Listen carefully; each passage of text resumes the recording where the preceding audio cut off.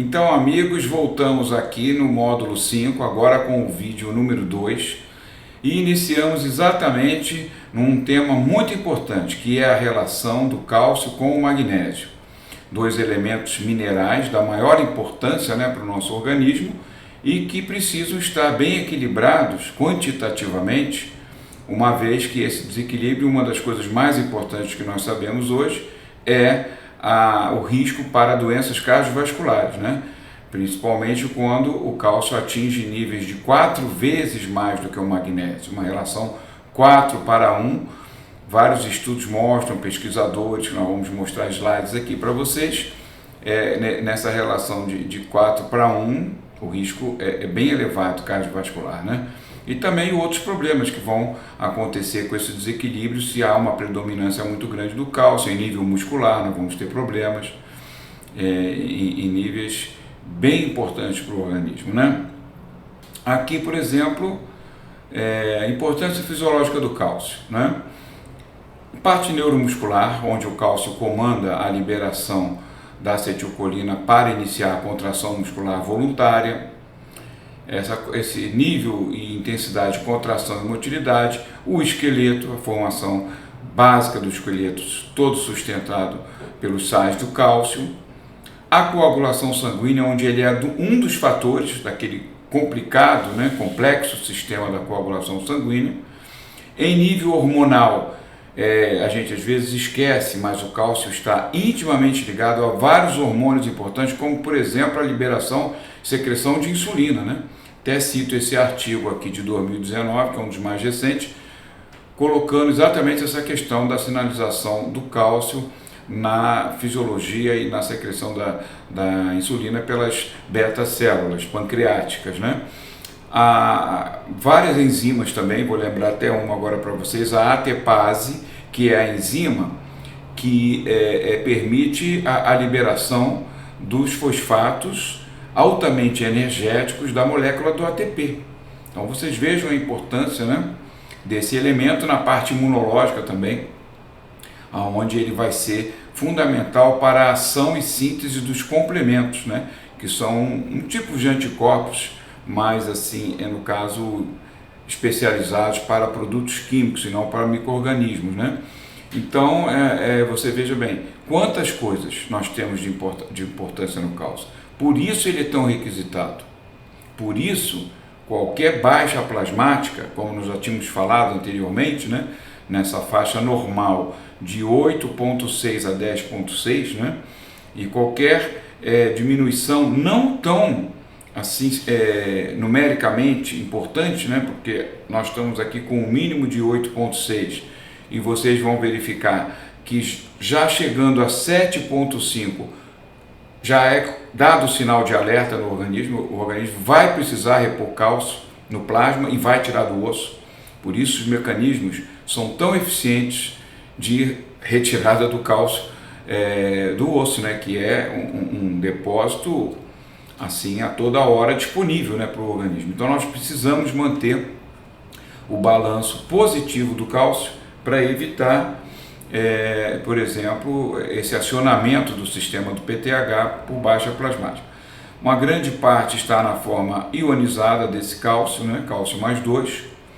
Temos complexos não iônicos, com um pequeno percentual, 10% com bicarbonato, e também uma boa parte, fixado às proteínas. Lembro, inclusive, que o transporte do cálcio pelo plasma, a partir da sua absorção por via da ingestão oral dos alimentos, que é dependente da vitamina D. Por quê? Porque a vitamina D é que vai acionar a liberação de uma proteína chamada Calcium Binding Protein, traduzindo, proteína ligante do cálcio. E é uma família, Não é só uma. O nome genérico é CABP, a sigla, Então, essa família de proteínas, ela é encarregada de transportar o cálcio, de maneira que ele, nessa forma conjugada à proteína, ele se encontra protegido em relação a reações químicas que poderiam ocorrer nesse transporte plasmático, Então, o cálcio é levado a tecidos como o osso, nessa forma de fixação da proteína. A questão toda é que a saída do cálcio do osso ela não se dá fixada à proteína, ela se dá no cálcio ionizado. E nessa forma ele tem mais facilidade também de vir a reagir, né, em outros setores, por exemplo, próprio setor vascular, com lipídios acumulados, por exemplo, no endotélio, onde vai dar a calcificação do ateroma, né, que é uma coisa que a gente também vai olhar um pouquinho daqui a pouco, né? Então, todos esses dados são tão importantes. Eu cito a professora Giane Matos, da Universidade Federal do Ceará, que eu estou usando o slide que ela fez já com algumas pequenas alterações, né? Aqui você veja, por exemplo, reservatório e rotatividade do cálcio. Então, a expectativa de uma ingestão de 1 grama, 1000 miligramas, né? Da onde vem isso? Da dieta, obviamente, e também podemos ter suplementação, né? Mas assim, falando da dieta, nós temos a possibilidade do cálcio orgânico através do lactato, que é a forma que nós encontramos no leite e derivados, e as formas inorgânicas, que são as formas que nós vamos encontrar nos vegetais, especialmente carbonato. Então, vejam bem, as formas orgânicas são melhores absorvidas, né? Na dieta, por exemplo, os derivados do leite, né, com o lactato, é melhor absorvido. Eu não estou aqui defendendo ingestão de leite, né? O leite é um alimento que ele apresenta um nível elevado de intolerância, né, devido à redução da lactase, que é a enzima que degrada o açúcar do leite, né? Mas também pela própria proteína do leite, que pode gerar intolerância também, né? A lactoalbumina. Bom, o que acontece? Essa questão do leite é interessante porque o ser humano é o único animal que usa leite na fase adulta, não é isso? Então nós temos toda essa controvérsia a respeito do leite, mas não podemos esquecer que é uma fonte muito importante de cálcio.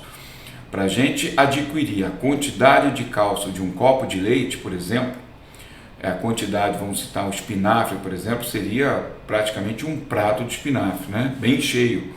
Então, não podemos também esquecer esse lado, que é uma fonte concentrada de cálcio. O queijo, então, nem se fala, porque você, por exemplo, um dos queijos que tem a proporção menor, né? O queijo frescal, ali vai uma base de 15 a 18 litros de leite para fazer o quilo do queijo. Então, você veja quando você parte ali os pedacinhos, né, de queijo, né, você está comendo níveis de cálcio bastante consideráveis.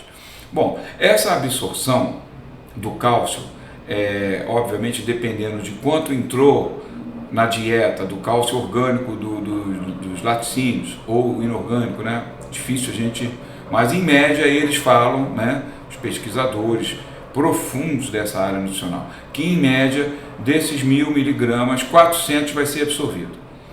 E nós temos uma secreção tubular renal de 150, então quer dizer, nós teríamos 550, um pouquinho menos, um pouquinho mais, aí, que isso não é uma matemática, né, totalmente definida, de cálcio que nós podemos utilizar por dia. Então nós vamos ter que ter uma excreção, obviamente, nessa faixa também, né, de 400 mais 150, 550, um pouquinho mais 600, que isso aqui tem variações. Então essa excreção, a maior parte vai ser fecal, em torno de 400 a 500, e a renal em menor escala, de 100 a 200. Nós temos 1 grama do cálcio no líquido extracelular e temos um interessante reservatório, que eles chamam de troca rápida, de 4 gramas, que pode atender a emergências, por exemplo, plasmáticas, né, antes de chegar no nível de puxar do esqueleto, né? E em nível da manutenção óssea em si, nós temos uma estimativa de 500 miligramas, entrando de cálcio novo e 500 miligramas saindo através da reabsorção natural, que eu já disse que precisamos, né? É um turnover, o osso está sempre sendo construído e desconstruído, por isso não temos necrose no osso, como os bifosfonatos puderam até causar em algumas situações, né? Porque eles bloqueiam exatamente essa saída do osso, o osso já, o tecido já velho, né? Que então sai os 500 miligramas, entra 500 miligramas. Está tudo certo aí, e nesse nível aqui a gente tem a homeostase, né? O problema é quando sai disso tudo aqui que não é tão fácil manter tudo isso aqui funcionando direitinho, né? Nosso conteúdo de cálcio é 1%, 1,5% do peso corporal. Então, numa pessoa de 70 quilos, a estimativa aí 1 quilo e pouquinho, 1 quilo, 1,50 kg de cálcio no nosso corpo, tá? Os níveis plasmáticos, repetimos, 8,6 a 10,6. Já com 7,5 para baixo, olha só, níveis críticos, tá? Isso aqui já está ativando o PTH, isso aqui já está criando toda uma condição para repor no nível plasmático aquilo que é necessário, com um mínimo de 8,6. Aqui vamos falar de um estudo bem interessante, até gerou esses estudos dessas duas pesquisadoras, Siri e Rossanov, um livro muito interessante que eu aconselho a todos, né? The Magnesium Factor, um livro que vocês encontram na internet. Como o nome já diz, é um livro só sobre o magnésio, seus papéis biológicos, os problemas decorrentes da deficiência do magnésio, né? E esse quadro aqui que eu tirei lá do livro das duas, né, pesquisadoras, ele mostra essa questão da relação do cálcio com o magnésio, né? Então eu começo aqui relacionando com mortalidade por doença cardiovascular, da sigla do inglês, cardiovascular disease, né? Então eu começo aqui pelo número 4, né, que é o pior, né? Aqui nós estamos aqui Finlândia, né, aqui perto a Holanda, né? Então, nesses países foi mapeado mais ou menos essa relação, tá? Em torno de 4, próximo de 4. Então, é exatamente nesse nível que nós encontramos a maior mortalidade cardiovascular, por causa de uma ingestão muito grande do cálcio, 4 vezes mais em relação ao magnésio. Isso vai gerar problemas em nível cardiovascular, vai aumentar calcificação de ateromas, que podem aí realmente ter agravantes, né, nesse processo da doença obstrutiva, né? E pode alterar também a questão intracelular por uma demanda muito alta do cálcio.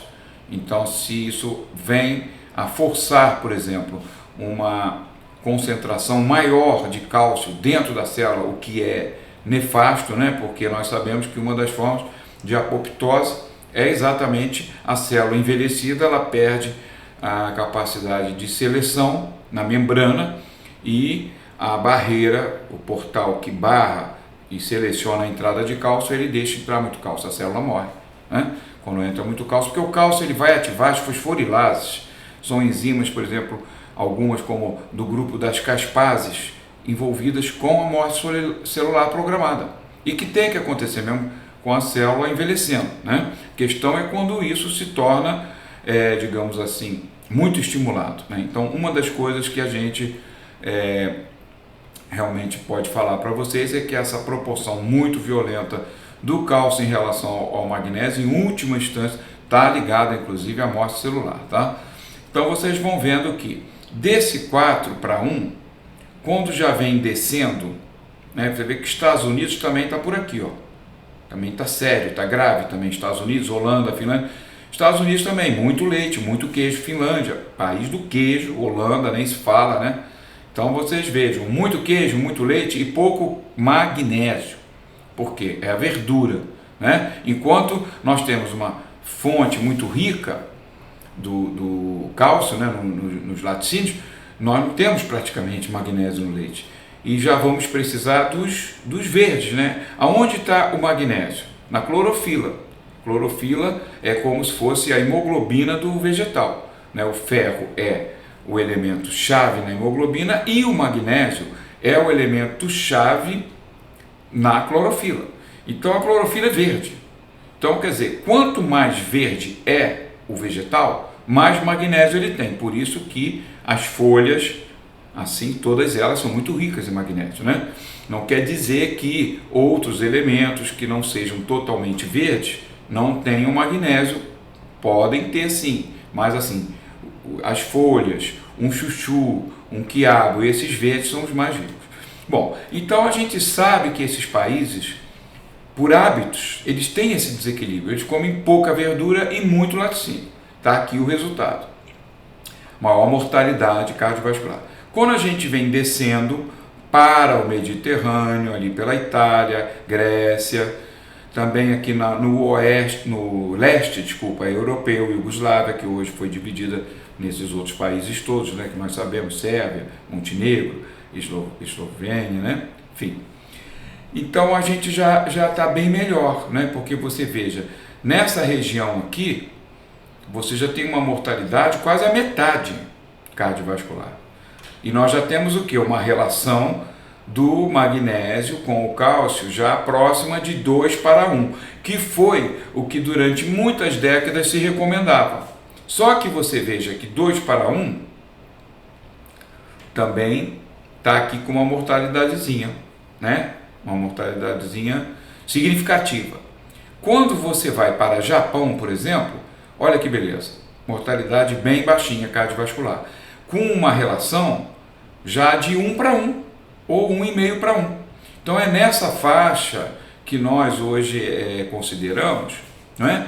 Que é a melhor relação para a gente ter do cálcio com o magnésio, exatamente nessa faixa, 1,5 ou 1:1. Aqui você veja, então, acabei de falar isso, né? Que realmente 1:1, né, ou 1,5:1 é o mais recomendado para o equilíbrio, né?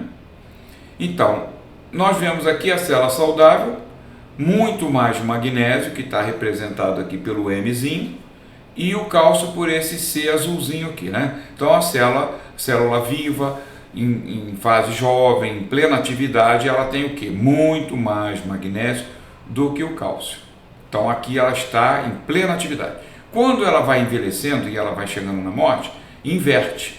Fica muito mais cálcio e menos magnésio. Então esse cálcio vai ativar as fosforilases, enzimas da morte programada celular e vai morrer a célula, né? Só que isso, por envelhecimento da célula, ótimo, mas por pressão do cálcio, por uma relação 4:1, por exemplo, isso não é bom.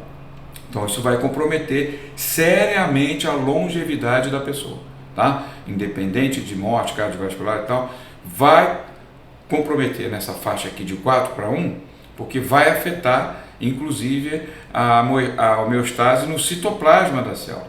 Então é muito importante que a gente tenha isso em mente. Vamos agora começar a considerar algumas coisas sobre o magnésio quando ele não está satisfatório no corpo. Porque o que acontece? A gente está falando muito da relação com o cálcio, mas tem aspectos também peculiares do magnésio quando ele está baixo, tá? Que é, por exemplo, a questão do PTH, que é o paratormônio, que nós sabemos que é o hormônio que ele inicia todo o processo da reabsorção óssea, né? Então é o PTH que recebe sinais dos receptores plasmáticos do cálcio, que são leitorezinhos do nível de cálcio no plasma, e que quando está baixo, esses receptores eles mandam um sinal. Esse sinal é para aumentar a glândula paratireoide, né, a secreção e liberação do PTH. Então isso realmente é um problema sério e a gente fica bem mais preocupado quando estudos como esse aqui, publicados, né, em 2002, por exemplo, eles relacionam o baixo nível de magnésio com o estímulo do PTH. Então isso realmente vem, tipo assim, acrescentar mais um problema para a questão óssea na deficiência ou na diminuição do magnésio, tá? A gente vai mostrando isso aqui para vocês numericamente. Vocês vejam, né, que esse verdinho aqui, essas bolinhas verdes, né, da maior concentração do magnésio, tá? Aqui em nível plasmático. O que nós estamos vendo aqui no gráfico com relação ao PTH, os níveis, né? O verdinho, magnésio em boas concentrações, é que está relacionado com o menor nível de PTH. Quando você vai para o vermelho, que é apenas 0,5 micromoles, né? Ou seja, 10 vezes menos de magnésio, você já tem um PTH, olha lá, estímulo da liberação, né? Então isso realmente é muito sério. Esse balanço negativo do cálcio que eu falei ainda há pouco, isso aqui é também um slide original do professor Elion Povo, dos anos 90, e eu reproduzo aqui originalmente, né? Então ele colocava para a gente o seguinte: essa ingestão ideal 1000 miligramas por dia, beleza e tal. Mas assim, vai absorver tudo? Não vai, já vimos que absorve uma parte de 400 miligramas, 40%, né? Se tem um déficit na dieta, isso já foi mapeado em alguns casos, certas populações, de 25% a 30%. Então nós vamos ter o quê? Diminuição dos níveis plasmáticos, porque aquele entra e sai do cálcio vai começar a haver o quê? Um balanço negativo. Vai estar consumindo mais cálcio do que está entrando. É isso? Então aqui, essa diminuição dos níveis plasmáticos, ela vai fazer o quê? Ela vai ativar o PTH. Esse PTH, por sua vez, vai iniciar todo um processo, estimulação de anidrase carbônica, lá no osso, né? Vai ativar o osteoclasto, vai baixar o pH, e aí começa a dissolver o osso junto com a enzima catepsina, todo um processo que eu vou mostrar mais à frente, tá? Então essa reabsorção óssea, o organismo ainda tenta compensar, viu? Você veja que lá no nível renal, quando começa a haver reabsorção, há um estímulo para transformar o 25-hidrox, que é a vitamina D normal, no mais ativo, que é o calcitriol, que é 1,25 de hidrox.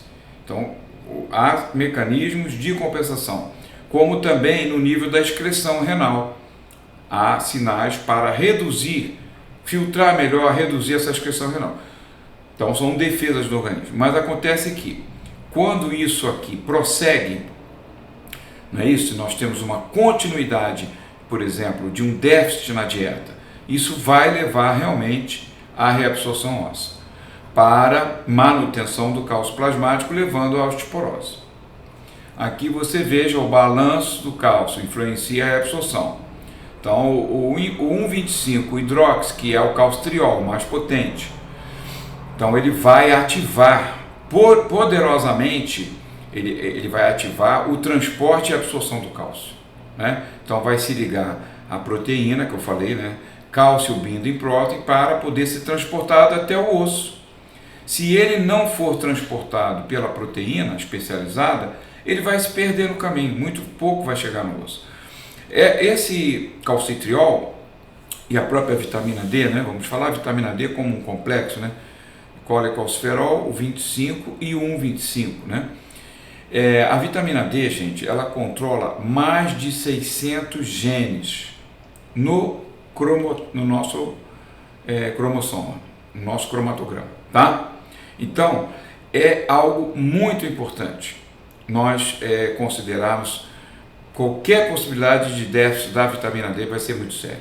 Há estudos, inclusive vou mostrar alguns para vocês, que falam em 900 genes, tá? Então, a questão é que a nossa cromatina, ela é realmente muito dependente para funcionamento de vários genes dos receptores chamados VDR, né? Vitamina D Receptor, Vitamin D Receptor. E aqui, quando nós temos, né, o balanço negativo, aí começa toda a parte ruim, né? Porque vai ter que entrar a reabsorção para aumentar o nível plasmático. Isso vai afetar endotélio, você pode afetar a cartilagem com calcificações, né? Patológicas, né? Isso vai contribuir para a diminuição do volume ósseo, vai diminuir também a mineralização, né? Então, as coisas não vão ser realmente nada favoráveis se nós temos o balanço negativo do cálcio. Bom, tem muitos estudos falando sobre a ingestão de cálcio, né, e de outros nutrientes também. Os Estados Unidos trabalha muito isso com uns estudos que eles chamam NANES, né? São estudos nacionais, são questionários que eles aplicam de uma forma muito extensa na população para adquirirem os dados e mapearem os níveis de ingestão. No caso do cálcio, mais de uma vez, esse NANES, né, que é o National Health and Nutrition Survey, ele já demonstrou deficiência de cálcio, várias vezes, né? Aqui você veja esse artigo publicado em 2007, numa revista de nutrição muito respeitada, que é o American Journal of Clinical Nutrition.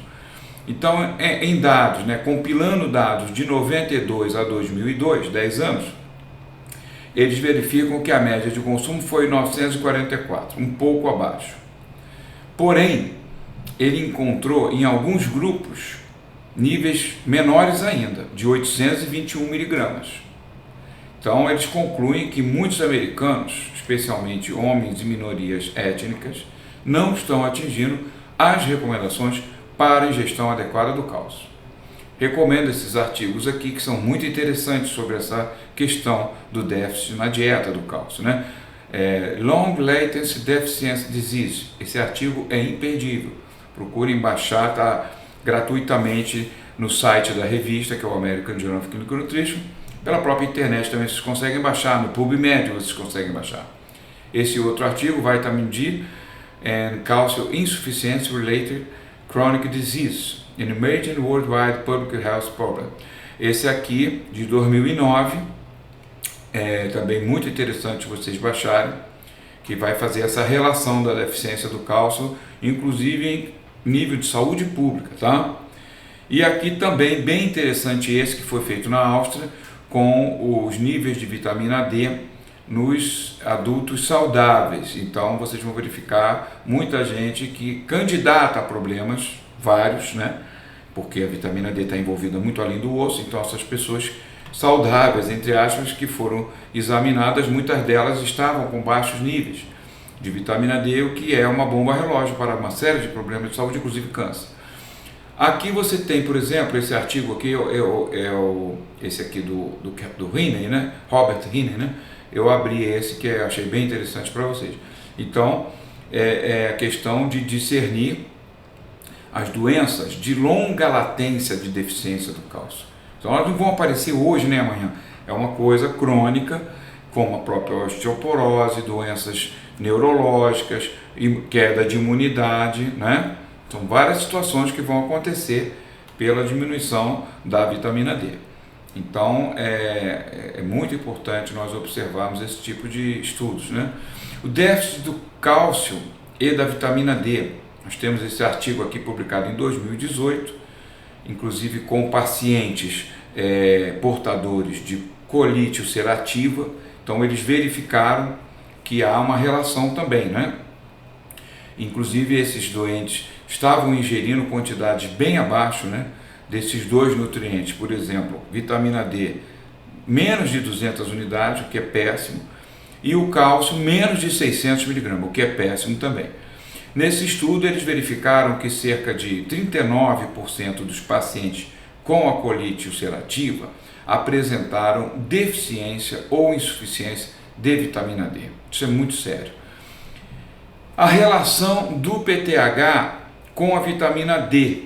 Então, além do magnésio, essa relação muito importante com o PTH, também a vitamina D. Então, magnésio e vitamina D, dois nutrientes fundamentais para o nosso organismo, especialmente falando em osso, e os dois estão relacionados com aumento do PTH, ou seja, o déficit de vitamina D, assim como o déficit de magnésio, né? Então, eles verificaram que em 653 pessoas, né? Não é pouco, né?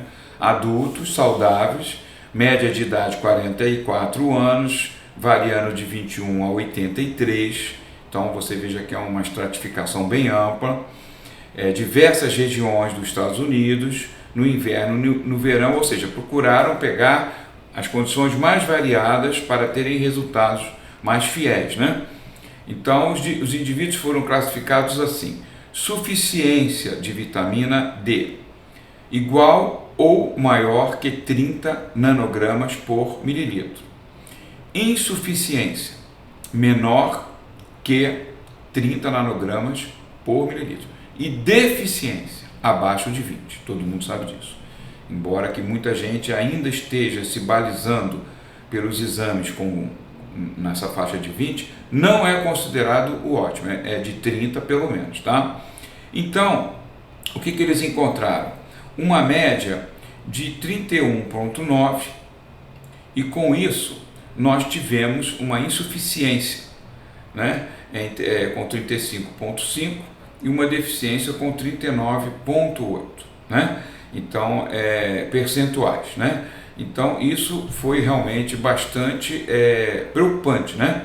Essas observações da deficiência da vitamina D podem ajudar a verificar outras causas primárias, né? Para a osteoporose, como, por exemplo, os níveis de cálcio, e secundária, como hiperparatiroidismo. Então, nós temos dois fatores que vão estar afetando a osteoporose, né? No caso da deficiência da vitamina D, a baixa absorção do cálcio e a ativação do PTH. Aqui vocês vão verificar que a vitamina D na Covid, né, eles fizeram muitos estudos sobre a imunidade e ficou muito claro, gente, que os pacientes que tiveram pior prognóstico e até óbito eram os pacientes com níveis mais baixos de vitamina D. Isso foi verificado em muitos estudos. Esse aqui é um deles, onde eles verificaram as pessoas, por exemplo, as pessoas com Covid positivo, né? E que estavam com vitamina D abaixo de 20 nanogramas por mililitro. Então isso aí realmente é muito sério e a gente teve mais esse conhecimento adquirido nessa terrível epidemia que nós tivemos. Vamos começar a falar agora um pouquinho da reabsorção óssea em si, esse processo muito complexo e que o organismo só libera cálcio do osso mediante vários interruptorzinhos biológicos que vão sendo acionados, né? Nível de cálcio no plasma, receptor plasmato de cálcio, aí chega no PTH, aí vai chegar na acidificação do osteoblasto através do aumento, né, do ácido carbônico, comandado pela enzima anidrase carbônica. Então você veja, uma série de passos, não é uma coisa tão simples, o organismo se protege, sempre ele se protege, até que chegue a isso aqui, né, da hidroxiapatita, dissolver a proteína, complexo, né, e liberar o cálcio para a circulação, né?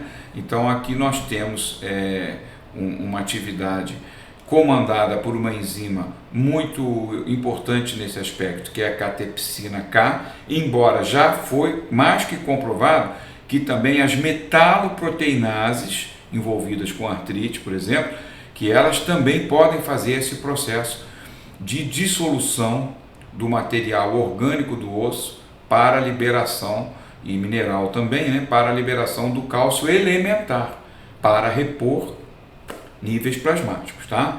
Isso aqui foi adaptado desse artigo muito interessante, né, que é Catepsin K, a New Molecular Target for Osteoporosis. É um artigo de 2008, publicado nessa revista, que está disponível para vocês, se quiserem também na internet, vocês conseguem, né? Aqui fazendo assim um parênteses, né, sobre essa representação do rank com rank L. O que são esses? São os ligantes, são os receptores ligantes do NF-kappa-beta.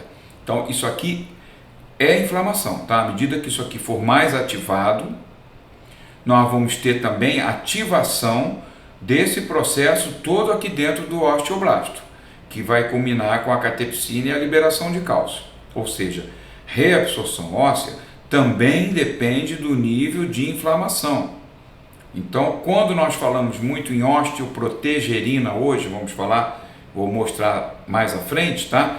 A importância dessa proteína relativamente nova descoberta no organismo humano, é porque a osteoprotegerina, ela faz assim um bloqueiozinho nesse receptor para que não faça a estimulação do rank com o rank L. Então, a osteoprotegerina, ela entra aqui, separa, né, os dois, o ligante e o receptor, e aí não dispara o fenômeno inflamatório para dentro do osteoblasto. É isso que é importante a gente ter em mente, né, que a inflamação é um fator, com certeza, muito sério hoje no estudo da doença da osteoporose, né? A anidrase carbônica acidifica a matriz óssea e ativa as proteases. Sim, isso já é conhecido, olha lá, desde 1980 e poucos, 85. Já se sabia que esse fenômeno da reabsorção, ele se dá em função de muitas reações bioquímicas, e uma delas é que leva o pH para níveis mais baixos, que são os níveis ácidos, tá? Aqui falar para vocês um pouco sobre essa questão do ateroma e da calcificação, que é algo muito discutido, né? Na doença cardiovascular, né? Se é mais grave, se não é menos grave o ateroma calcificado. Então é bem interessante isso, e está bem complexo. Não vou dizer a você que os cientistas já tenham chegado a um denominador comum, mas eu vou colocar algumas coisas aqui. Esse estudo, ele foi muito importante, viu, gente? Estudo de 2017, por quê? Porque foi um estudo, primeiro, que ele avaliou uma quantidade razoável de pacientes, né, com placas 229, e ele verificou uma coisa bem interessante. Primeiro, a calcificação do ateroma é muito mais comum do que a gente pensava. Ela está presente em até 77 ou mais por cento de pessoas. Então, primeira coisa, desmistificar, toda calcificação no ateroma é letal. Não é. E uma grande parte das pessoas com ateroma tem calcificação.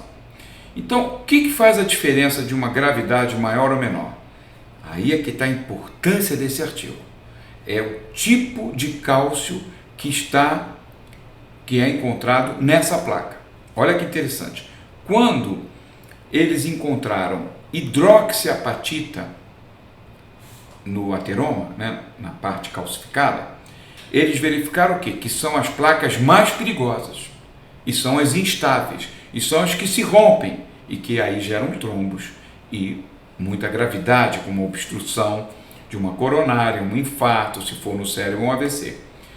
E o que eles já viram? Que com, por exemplo, oxalato de cálcio, que é produzido no corpo pela reação dos derivados da glicina com oxalato, chegando ao oxalato de cálcio, essas placas não apresentaram problema não. Eram placas estáveis e que não geravam trombos. Olha que interessante. Agora eu pergunto, a hidroxiapatita, nessas placas de ateroma, da onde veio ela? Nós comemos osso? Nós não somos cachorro, né? O cachorro come osso, então ele come hidroxiapatita. Então o ser humano, ele não come osso.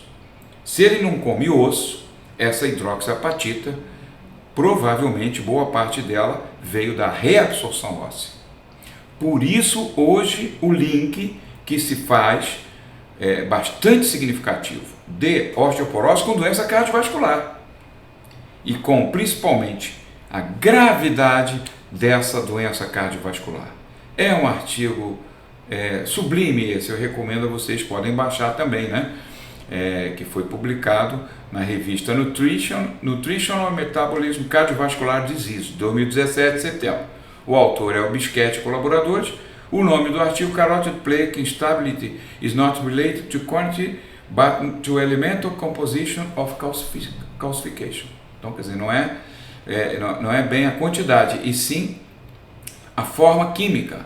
E vamos ficar bastante atentos a essa presença de hidroxiapatita no ateroma, que já está sendo lá fora, é uma coisa bem recente, tudo em medicina é uma coisa que precisa validar todos os procedimentos, né?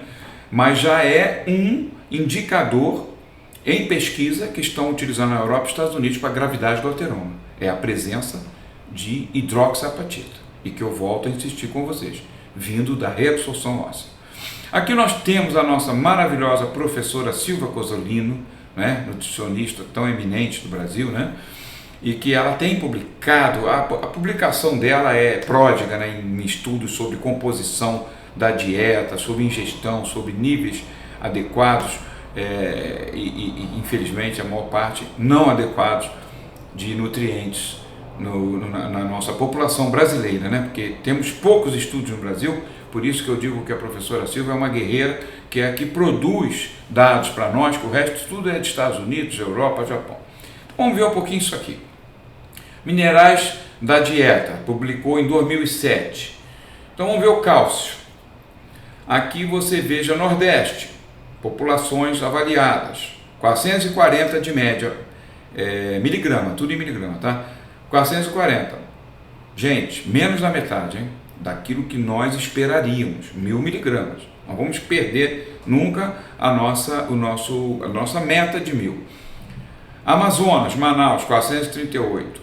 Santa Catarina, meu Deus do céu, será que tem problema de sol também, exposição solar, vitamina D? Foi o nível mais baixo em alguns momentos encontrados. Santa Catarina, numa segunda amostragem, ela já conseguiu resultados melhores, né? 508, metade. Centro-Oeste, Mato Grosso, pouco, 350. São Paulo, idosos, pouco, 370. Adultos, melhor, 630. Foi o que melhorzinho chegou. Mas olha aqui embaixo que interessante. Estudantes graduados, olha só, parece ter piada, né? Estudantes graduados em São Paulo, universitários, média de cálcio no plasma, 525. Aliás, desculpa, a média na dieta, questionário, confundi, foi mal. 525, média na dieta, 525. E estudante pós-graduado, olha a gente aqui, né? Numa pós-graduação não oficial, né? Mas a gente está estudando bastante aqui, né, gente?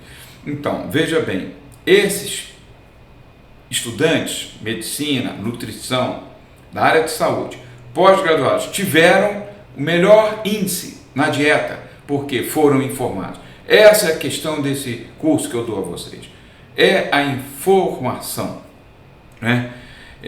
Então, desde que terminou a pós-graduação da Veiga de Almeida, da qual eu fui professor, junto com o próprio Elion Pova e outros, professor Walter Tano, não consegui realmente ainda ter tempo para ver num outro corpo docente, uma outra universidade que pudesse ser uma coisa oficial para vocês. Enquanto isso, vamos aqui, o principal é estudar.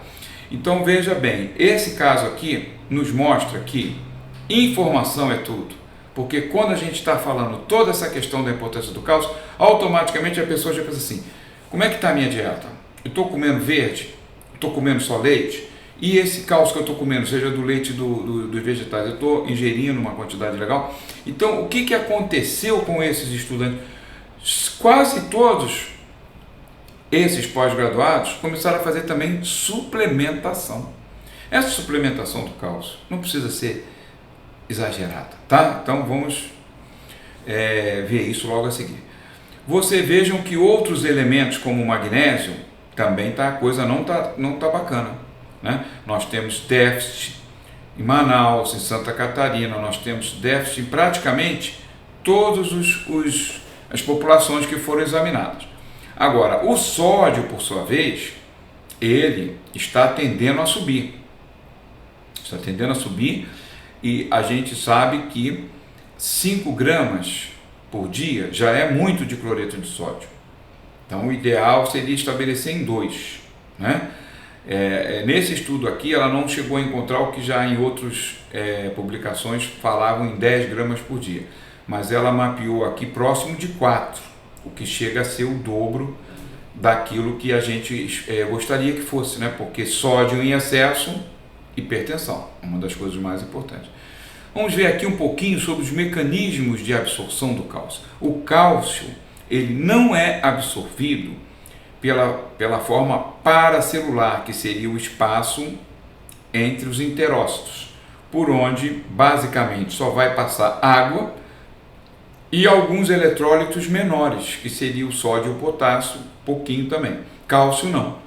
O cálcio ele vai entrar por onde? Ele vai entrar pela membrana celular, nos receptores especializados TRPV6, e ele, ao entrar nesse receptor, ele necessita imediatamente de ser captado pela cálcio binding protein, ou calbindin, como eles chamaram aqui.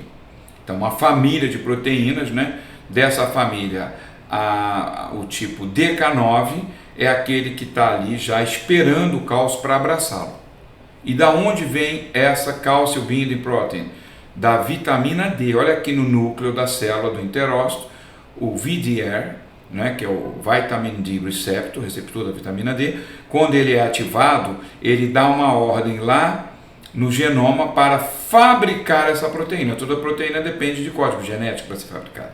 Então a vitamina D, ela vai, principalmente o calcitriol, que é o mais poderoso, mas também a forma 25, hidróxido é capaz de estimular isso. Vai estimular a que a proteína seja fabricada e esteja prontinha para receber o cálcio. Uma vez abraçado o cálcio, ele aí consegue entrar na circulação, né? E nessa circulação ele vai caminhar, circular até o osso e outros sítios importantes, mas basicamente até o osso. Sem essa proteção, esse escudo de proteção, esse cálcio, ele passando para a circulação, ele fica aleatório, né? Ele pode ser captado em vários tecidos, né?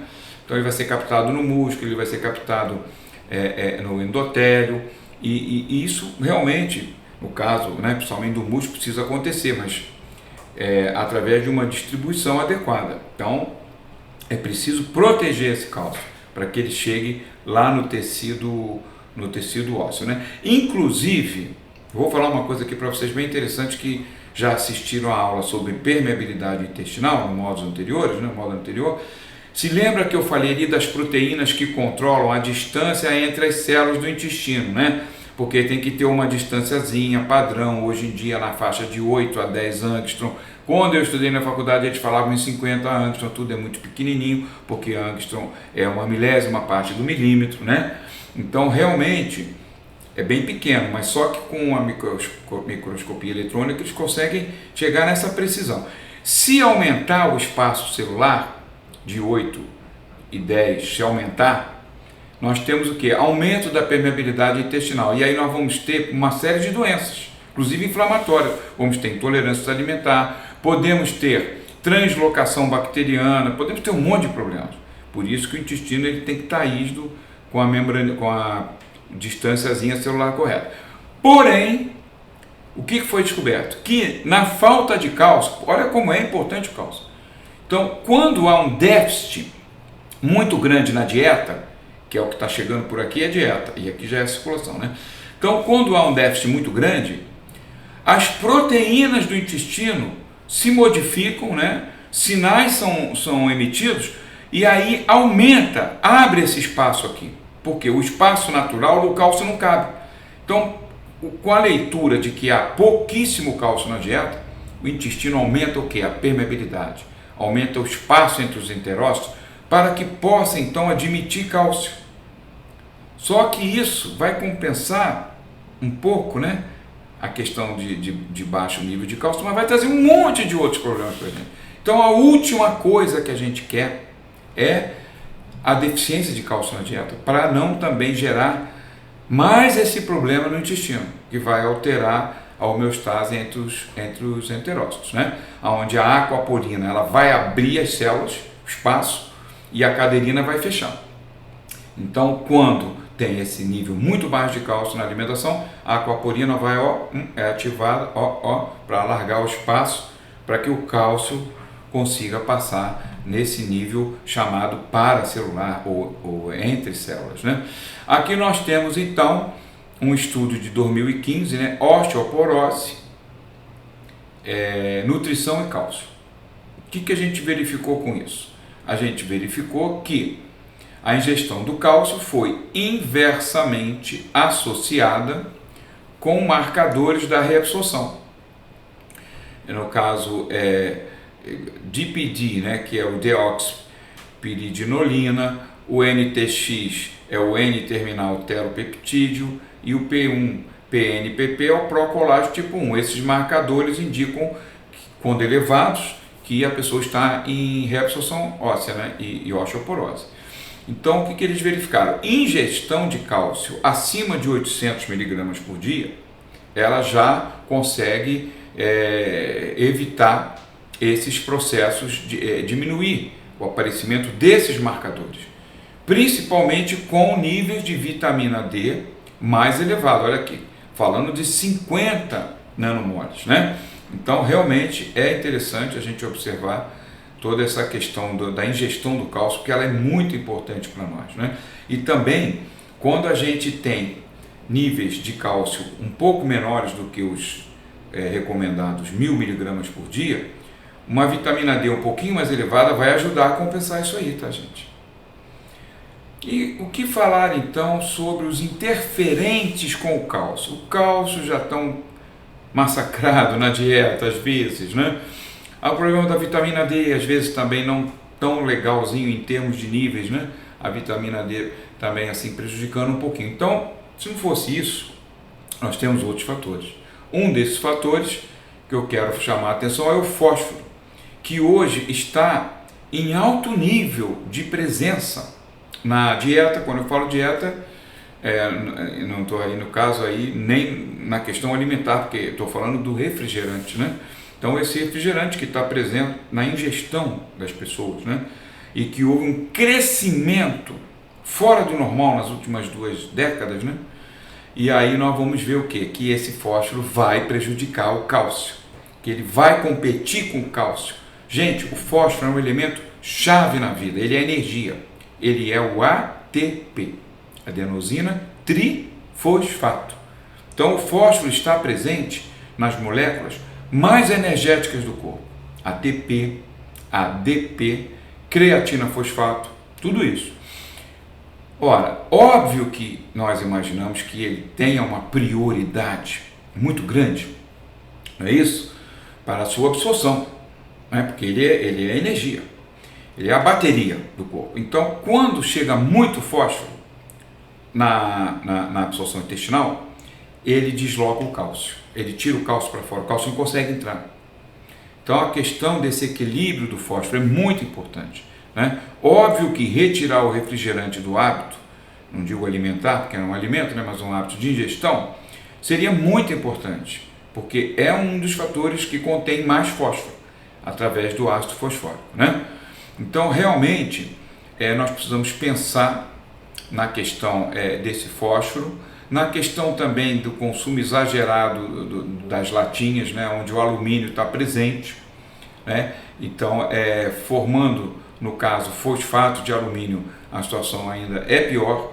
Nós temos um quelante de alumínio muito interessante, que é o silanox, uma forma de silício, até semelhante ao ex-nutriment, né? Mas ela é mais específica para retirar alumínio do acúmulo corporal, né? Inclusive do osso, onde ele se acumula, infelizmente, né? Então a gente precisa pensar que o fosfato de cálcio, né, ele é muito mais resistente do que o fosfato de alumínio. Então no osso, quando nós vamos ter a mineralização, né, do cálcio e essa forma de preenchimento ósseo com sais de alumínio que acontece, e inclusive eles mascaram o exame da densitometria, não aparece na densitometria, mas é um osso frágil, que está contaminado com alumínio, né? Então vamos realmente olhar com muita atenção essa questão do fósforo e do alumínio. Aqui na composição do osso, nós vamos verificar uma parte hidratada, né, 25%, 25% em proteínas, sendo que a grande predominância de colágeno, uma menor percentual dessas proteínas como a condroitina, e os outros 50% é mineral cristalizado, como a hidroxiapatita, por exemplo, e sais de cálcio, né? Temos traços também no osso de magnésio, manganês e o estrôncio, que falamos lá atrás, ainda é uma interrogação. Ele é realmente biológico, ele é uma presença aí por causa de uma certa afinidade até química, né, com o cálcio que ele tem. Então isso é muito importante para a gente estudar.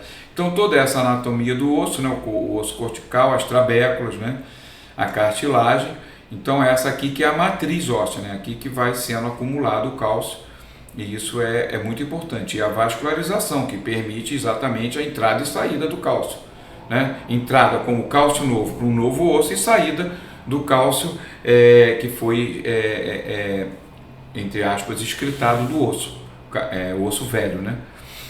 Aqui você tem colágeno, a estrutura com tripla hélice.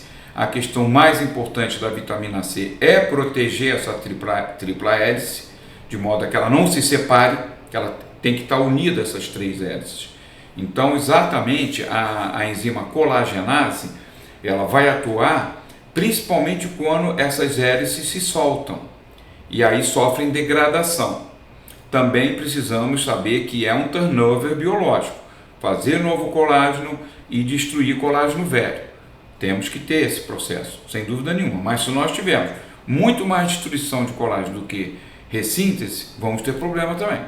Então aqui você veja, por exemplo, há vários tipos de colágeno, né, sendo que tem 4 principais, mas ao todo já são 18 descobertos. A glicina é sempre um aminoácido que mantém uma posição como terceiro em sequências. Isso é muito importante para nós também sabermos, né? E os tipos que diferem em relação a esse arranjo das hélices, né? Então a vitamina C, o papel principal dela, proteger através de estimular a hidroxilação de 2 aminoácidos, que é a prolina e a lisina. Esses 2 aminoácidos, eles quando são hidroxilados pela vitamina C, eles conseguem fazer o quê? Unir melhor as hélices, né? Essa hidroxilazinha que entra na lisina e na prolina funciona quase como uma cola, né? E aí mantém as hélices unidas, o que torna muito estável o colágeno, né? Os principais tipos de colágeno, 1 e 3, nós vamos encontrar pele, ossos, dentes, tendões, parede vascular, né? Ele tem uma elasticidade grande, né? Quando começa a perder essa elasticidade, as rugas vêm. Ele está presente 36% da matriz óssea. Ele é muito importante.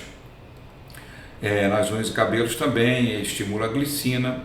Está lá no endotélio vascular, junto com o tipo 4 do colágeno e a laminina, na íntima, né? Que são as estruturazinhas da parede vascular, né? O colágeno tipo 2, ou do frango, como eles falam, é o UC2, né? Ultra Collagen 2, que é uma marca, né?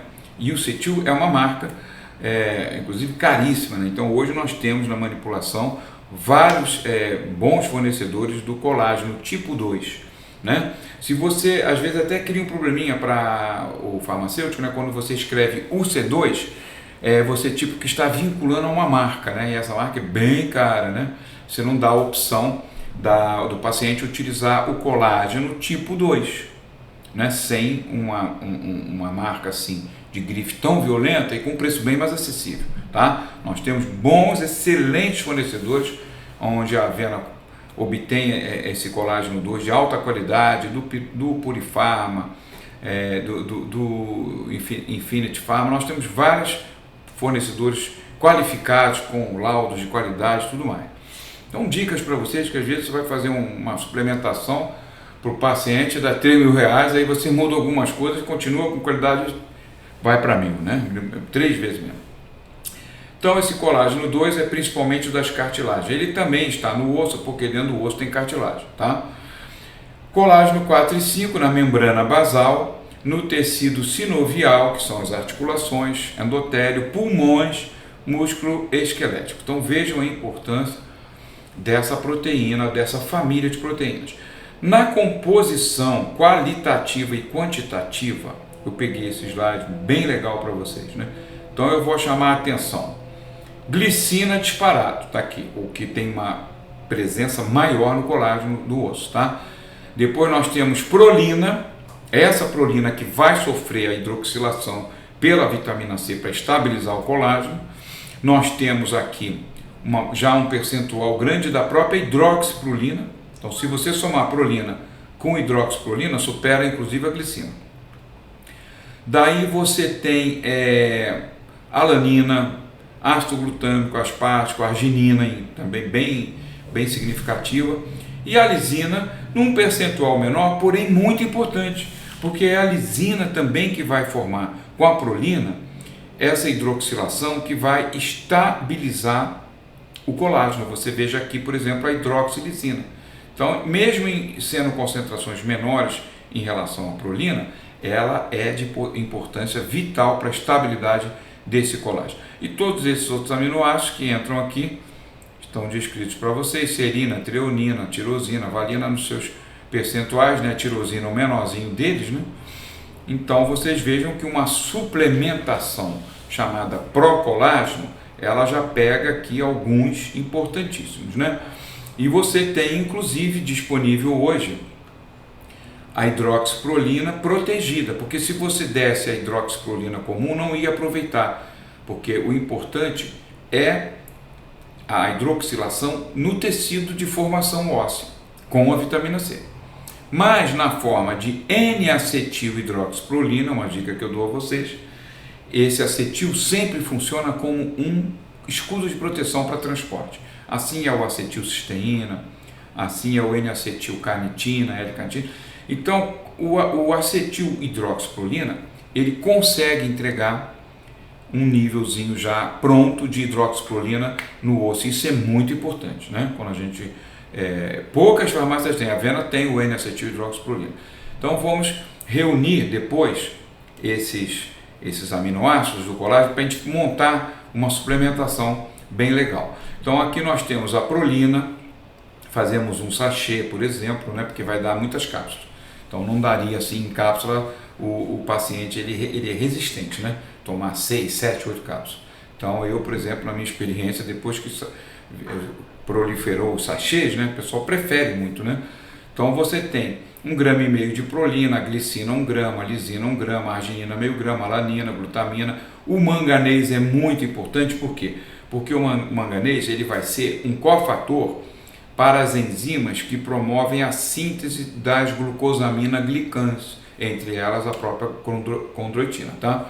Então é muito importante um pouquinho do manganês. Isso aqui você faz uma base efervescente laranja, por exemplo, isso vai bem, entendeu? Não são assim sabores tão horríveis. Então você vai com essa base efervescente, eu prefiro para o paciente, porque disfarça mais alguma coisa, ele vai e bebe aquilo, como falava um amigo meu, não, ele bebe melhor aquilo, bebe de boa, né? Bebe não enche o saco, ele falava. O paciente brasileiro é muito chato, por tudo reclama de gosto e tudo. As nossas avós, né, falavam, pô, o remédio não foi feito para ser bom, né? E importante, peça os aminoácidos na forma de base, né? Coloque assim já está dizendo que é base, tá? Se botar cloridrato, que é o HCl, não é legal, porque para o sachê, que fica meio salgado, aí fica desagradável, porque o cloridrato ele dá um sabor assim meio realmente salgado, né? Então a gente prefere as formas de base, né? O que eu chamo matriz catalítico é tudo aquilo que vai ajudar os principais constituintes do colágeno, né? Então vai ser o ascorbato de magnésio, que é a vitamina C, a glucosamina, o rose hips, que é a melhor fonte de flavonoides e carotenoides. Eu falo aqui para vocês, rose hips é fantástico, esse extrato desse vegetal, dessa rosinha, chamada rosa canina, é uma rosinha do deserto, tá? Esse rose hips, ele tem flavonoides, ele tem carotenoides, ele tem terpenoides, 3 grandes grupos de antioxidantes, de produtos importantes para as reações do nosso corpo, né? Você vai ter quercetina, rutina, hesperidina, um pouquinho de fisetina, você vai ter licopeno, você vai ter beta-caroteno. Por isso que eu falo, gente, rose hips é um presente da natureza, porque ele já te vem completo, né? Então é um pacote natural espetacular. Eu sou fã. Se vocês preferirem abrir, façam como o gosto de vocês, né? Então aí vocês vão prescrever licopeno, beta-caroteno, zeaxantina, vai prescrever os carotenoides, né? Agora os flavonoides vai prescrever fisetina, quercetina, rutina, hesperidina, tudo bem, não tem problema. Cada um faz da maneira como prefere. Um pouquinho de manganês, cobre, ferro. Isto é uma fórmula top, junto com essa aqui, essa em sachê. Isso aqui dá para fazer em cápsula, tá? Vai dar, possivelmente aqui, quando fala uma cápsula, por favor, leiam uma dose em cápsulas, tá? Desculpa, eu já deveria ter corrigido até isso aqui. Porque esse aqui vai dar mais de uma cápsula, para conter tudo isso aqui. Possivelmente 2 cápsulas, tá? Então, uma dose em cápsulas, 2 vezes ao dia. Então, com o sachê e com as cápsulas, eu duvido que não deem um bom resultado para melhorar a condição de perda óssea do paciente, tá? O regenerativo de cartilagem, o C2, como eu falei, é uma marca. Então, melhor você botar colágeno tipo 2, 40 miligramas que se toma à noite. Quais são os catalíticos para o colágeno 2? Silício quelado, quem quiser optar ex-nutriment, fantástico, é caríssimo. Você hoje tem o Silício Max, fantástico também, do grupo Fagron, putz, top. Um terço não, chega a ser 1/5 do preço, tá? Então a dose é silício quelato, se quiser dar nome, silício max. Se você não der nome, vai ser colocado inclusive o silício genérico com bisglicinato, bom também, do Mazê, do Albion, né? Então, desde que seja quelado, tranquilo. O N-acetilglicosamina também vai ser interessante para você, condroitina, manganês quelato. Então aqui você tem também um protocolo bem interessante que vai ajudar os outros dois, tá? Aqui você vai agora falar um pouquinho da doença da articulação, né? Artrite, que é um problema sério, que às vezes deixa deformação, depois vira artrose, né? Vira uma deformação, né? Então, os osteoblastos saudáveis, maravilhosos, vai fazer o papel dele de renovação óssea, né? Então, vai manter o osso saudável, vai funcionar tudo direitinho, e essa síntese óssea e a mineralização tranquilas, né? Aí vai ser incorporado o colágeno também tipo 2, ácido hialurônico, e cálcio, magnésio, fósforo, tudo maravilhoso. Quando nós temos inflamação, essa imagem tão linda, ela passa para essa aqui. Uma imagem contorcida, com tecido desagregado, com presença dessa FLS, que é o Fibroblast-like Synoviosis, que são células inflamatórias, são marcadores, inclusive, da gravidade da artrite, né? Nós vamos ter em todo esse tecido deformado a atividade de metaloproteinases, desculpa, que eu já falei anteriormente, né, que ela pode fazer também junto com a catepsina, K. O que vai acontecer? Isso aqui tudo vai degradar a matriz extracelular. Daí o organismo começa a tentar recalcificar isso, por isso as deformações. Que aí essa recalcificação, ela vem com muito cálcio ionizado, que é o cálcio que sai do osso. Ele não vem com a cálcio binding prótese maravilhosa, que é estimulada pela vitamina D, lá no intestino para captar. Então é o que eu sempre falo, o cálcio que entra, ótimo. O cálcio que vem do osso, não é legal. Ele vai cumprir os seus papéis, ele vai aumentar o nível plasmático e tudo mais, só que quando ele volta para o osso ionizado, é problema, né? Então nós vamos ter cristais de cálcio relacionados já nesse tecido degenerado, né? Vamos ter aumento da atividade dos osteoclastos. Então a inflamação é a base de tudo isso aqui. Nós temos flavonoides que têm sido estudados especificamente para artrite, por exemplo, que é o caso do alcaçuz. O alcaçuz ele vai conter o pinossembrin, que é um flavonoide espetacular do alcaçuz, tá? Então, o que acontece? É chamado nos Estados Unidos de licorice root, né? Eles fizeram estudos com doenças graves, assim, inflamatórias, muito usado corticoide, né? Que nesses níveis graves tem que segurar um pouco essa inflamação. Então, essa perda óssea aumenta com os glicocorticoides. O que eles perceberam? Com a administração desse flavonoide, os resultados mostram que houve um alívio nessa destruição celular dos osteócitos, né, que estavam ativados por autofagia. Então é um agente natural, muito interessante para prevenção e tratamento da osteoporose, como por exemplo situações de necrose de articulações como cabeça do fêmur. Isso foi publicado em 2020, bem recente, numa revista até bem cética, que é o European Journal of Pharmacology. Aqui então vocês têm uma fórmula com o alcaçuz, né? Pode escrever alcaçuz ou licorice root extract, 200 mg, o nanoquercetina, espetacular, tem até um nome, quercetin, de time, né? Quercetin, T-E-A-M no final, que é do Florhen, e é um dos fornecedores onde a Avena foi a primeira a adquirir esse produto, né? Há poucos anos atrás. E o nanoesperidina, que nós também já temos disponíveis através de marcas como Vasguard ou como WhatsApp. WhatsApp é o nome do produto que foi lançado pela Active Caldic de Santa Catarina. Está vendo quanta coisa boa nós temos para trabalhar nos nossos pacientes? E além do pinossembrin, o alcaçuz vai conter outros importantes flavonoides, como liquiritin, protetor da parte cardiovascular, e a isoliquiritina, que também é protetora de vários tecidos no organismo, tá?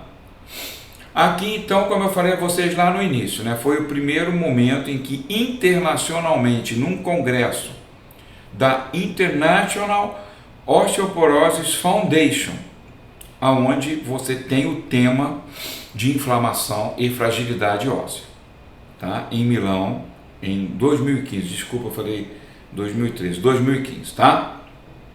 O palestrante francês, Dr. Christian Hux, que ministrou essa maravilhosa palestra, e até ali naquele momento era algo um pouco novo, tá? Então vocês vejam daqui para frente, um pouco antes já vinha sendo falado também de 2013, mas você veja que daqui para frente ganha um destaque muito grande mundialmente a consideração da inflamação na doença osteoporótica, né? E aqui então começam, a gente já tinha uma base, né, que isso aqui não se chegou aqui de uma vez, né? Então lá em 2007 já esse artigo levantava de um pesquisador chamado Mundy, osteoporose e inflamação. Ele fala do RANKL, que é o ligante do receptor que vai ativar o NF-κ-beta, inflamação, né? Não quero voltar muito atrás, mas eu mostrei aquele diagrama ali no diagrama da reabsorção, eu mostrei RANK e RANKL.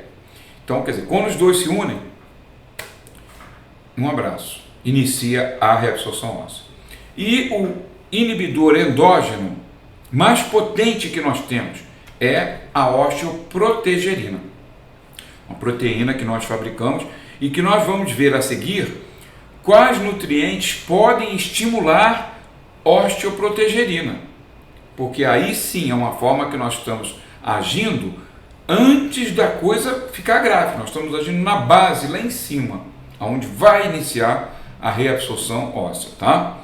E aqui, por exemplo, nesse estudo, né, que eles verificam que todo esse sistema inflamatório, que vai ser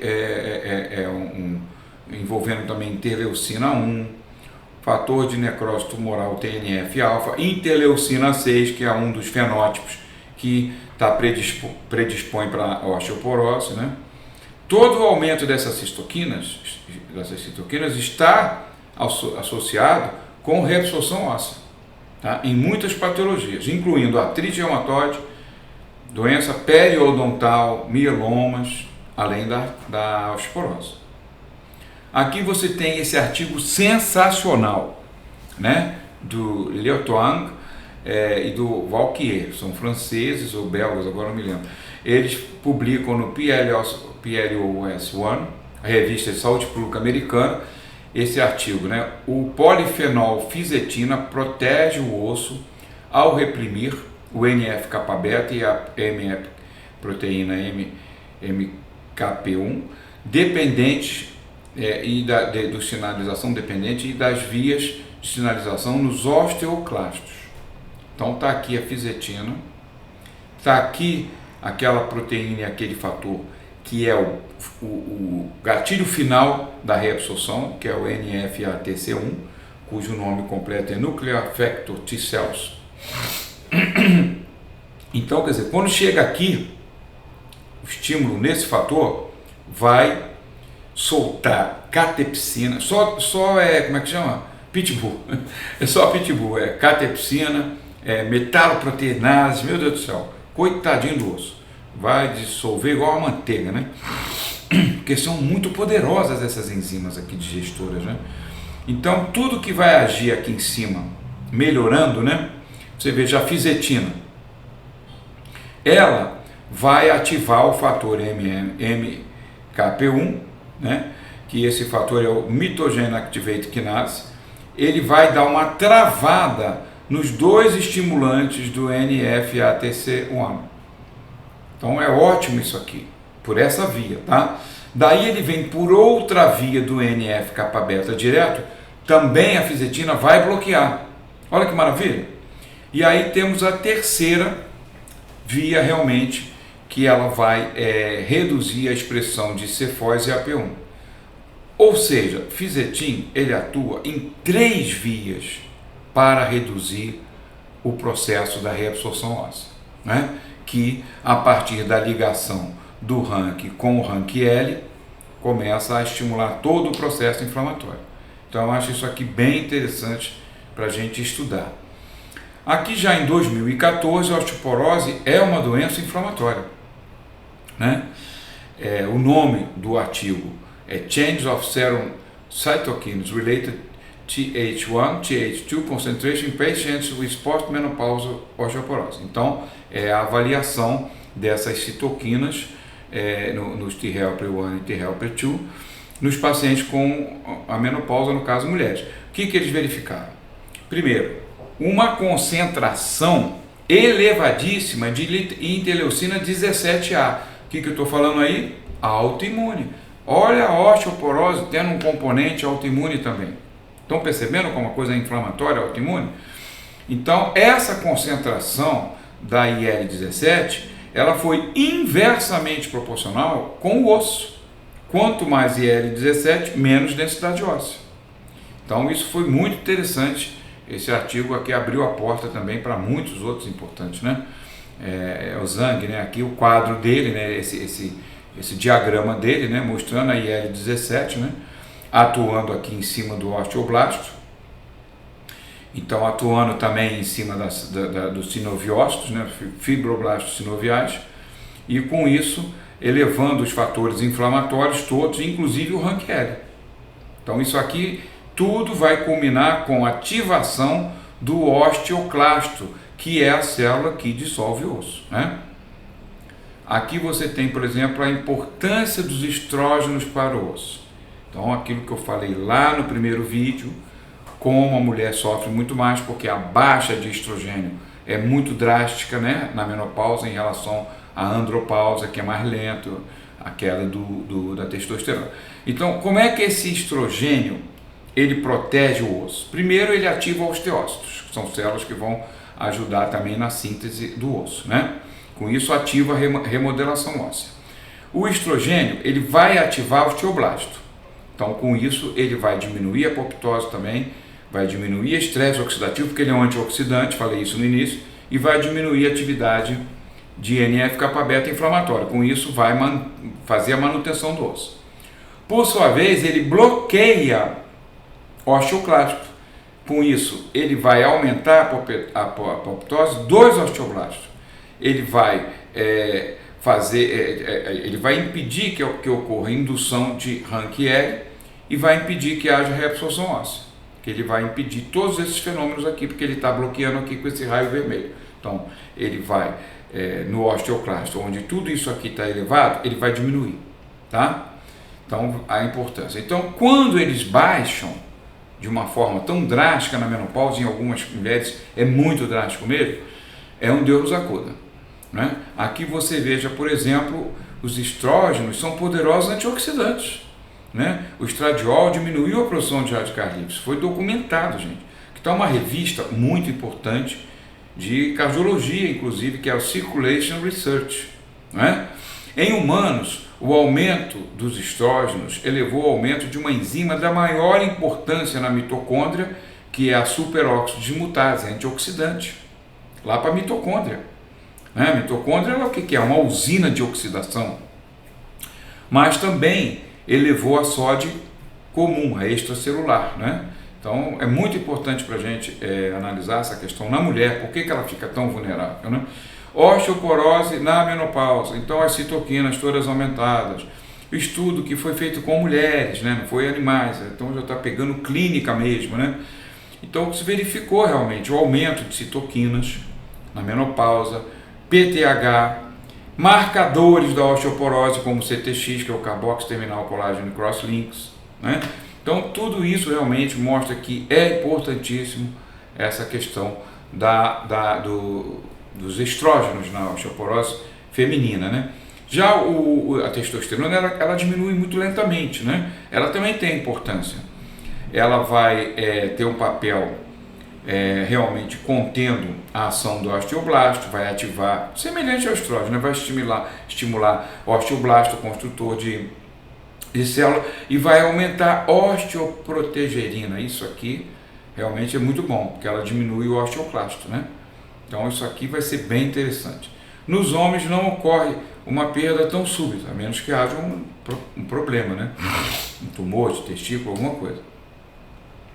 Mas assim, há uma gradual diminuição da massa óssea, correspondente a uma gradual queda dos níveis de testosterona. Aqui, relação de osteoporose com doença articular, como artrite reumatoide, né? Então, existe um exemplo, hoje há uma interligação evidente, né? No processo inflamatório com a osteoporose, envolvendo a osteoartrite também.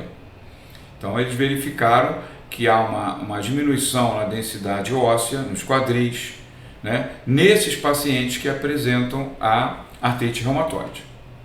Então, principalmente na fase não tratada da artrite reumatoide, né?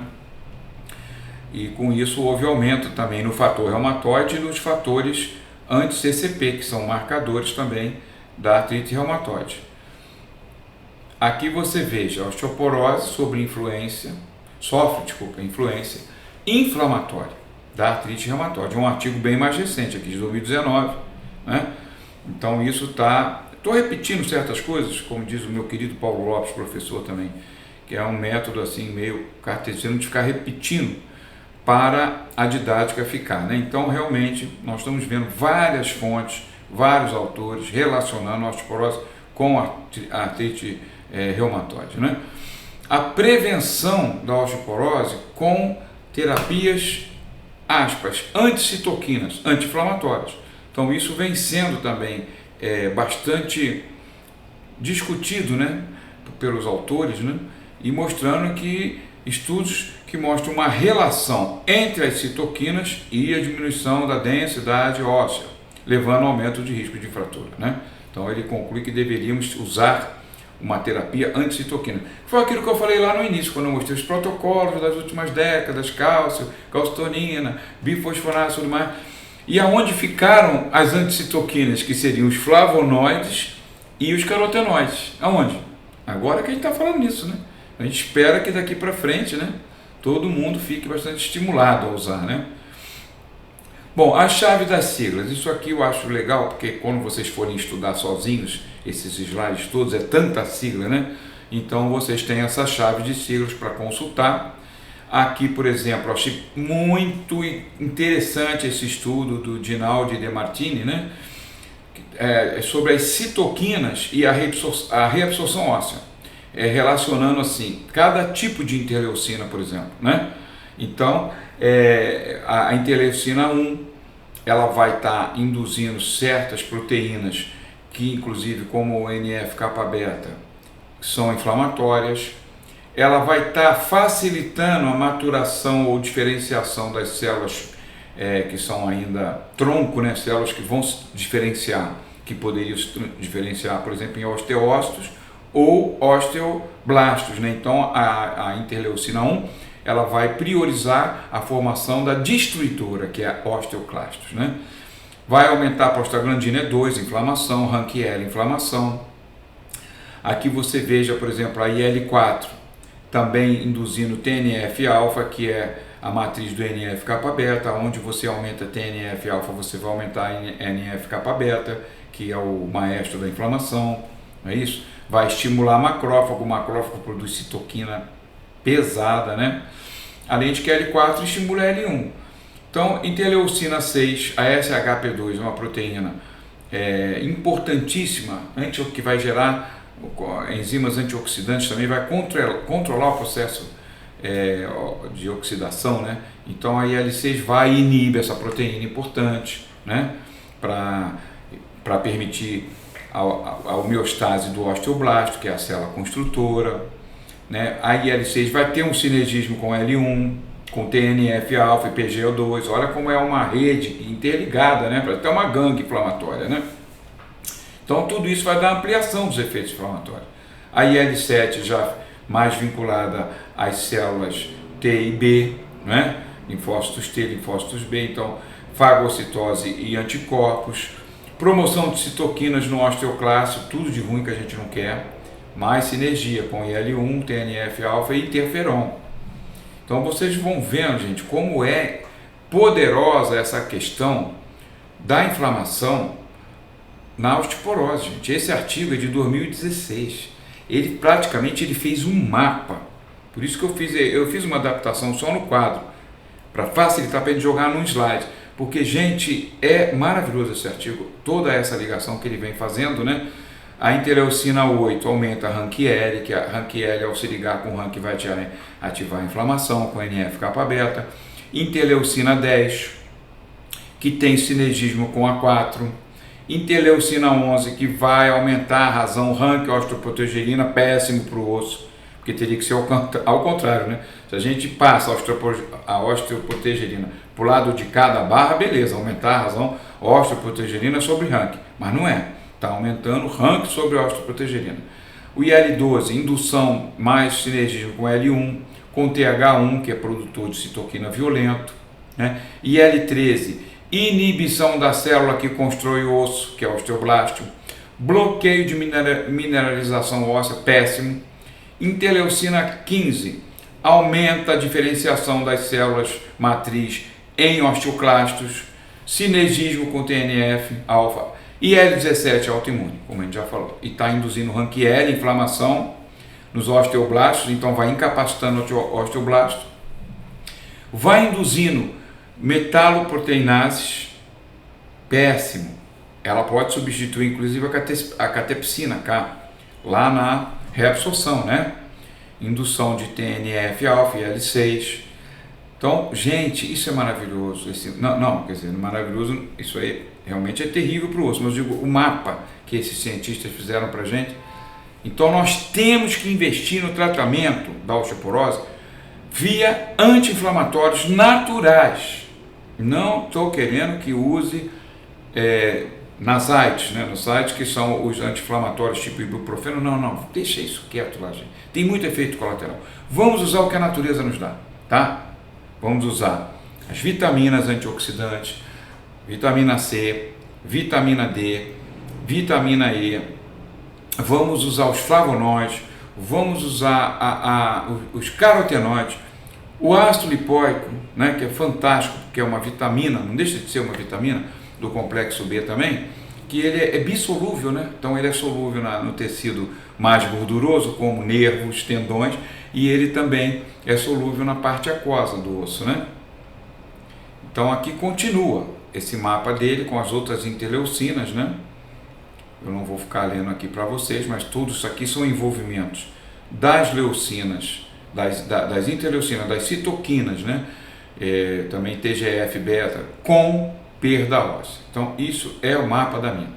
Então aqui nós vamos fazer uma interrupção, porque já está bastante longo o vídeo, né? Então aqui nós vamos no próximo vídeo, que será o terceiro, nós vamos pegar desse slide para frente, que é o destrinchar poderoso mecanismo do NF-kappa-beta, esse maestro da inflamação terrível, maléfico. Não é maléfico não, senhor, tá? A gente está vivo por causa dele.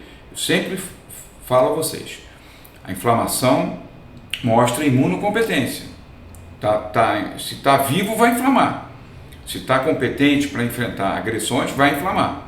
Então a questão não é a gente demonizar o NF-kappa-beta, a questão é a explosão da resposta inflamatória ao NF-kappa-beta quando vários fatores, né, que a gente vem falando ao longo desse curso podem ocasionar, né? Só para lembrar, álcool, fumo, má alimentação, um pouco antioxidante na dieta, muita gordura, enfim. Então aí sim ele se torna um bicho brabo, mas ele está no papel dele, tá? Então a gente vai começar daqui na próxima aula e eu espero que vocês tenham gostado desse vídeo também e podem mostrar os vídeos aos colegas, tá? Isso aqui é a nossa intenção do professor Elion Póvoa, sempre foi essa, divulgar a informação para que todos possam tirar proveito, ok, gente? Muito obrigado e a gente vai estar terminando aqui agora para voltar no próximo vídeo